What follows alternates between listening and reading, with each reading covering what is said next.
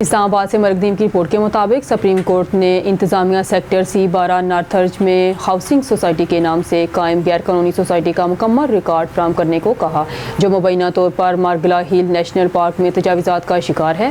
عدالت نے world life board کے وکیل کی جانب سے یہ بتانے کے بعد تفصیلات طلب کی کہ اس اسکیم کے مالکان کے سابق جاسوس لیفٹیننٹ جنرل ریٹائرڈ فیض حمید کے ساتھ قریبی تعلقات تھے۔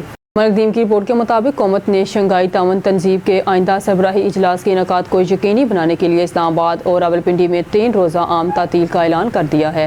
پیر کو جاری کردہ نوٹیفیکیشن کے مطابق جڑواں شہروں میں تمام تعلیمی ادارے اور سرکاری دفاتر 14 سے 16 اکتوبر تک بند رہیں گے۔ اس فیصلے کی منظوری وزیر اعظم شہباز شریف نے 15 اور 16 اکتوبر کو اسلام آباد میں ہونے والے شنگھائی تعاون تنظیم کے سربراہان حکومت کے اجلاس میں سہولت فراہم کرنے کے لیے دی تھی۔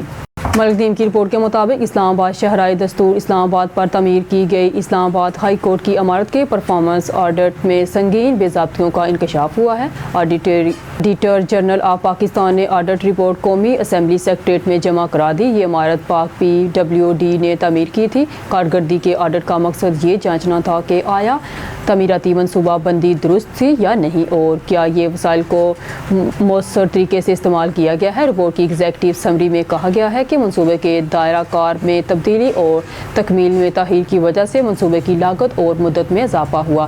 لاگت بڑھ کر 2.614 ارب ہو گئی ہے۔ اسلام آباد سے مرکزیم کی رپورٹ کے مطابق پاکستان تحریک انصاف PTI کے بانی چیئرمین عمران خان نے غیر ملکی محاذ کھولتے ہوئے آئین میں مجوزہ ترمیم کے خلاف ججوں اور وکلاء کی آزادی سے متعلق اقوام متحدہ کے خصوصی نمائندے کو فوری اپیل دائر کر دی۔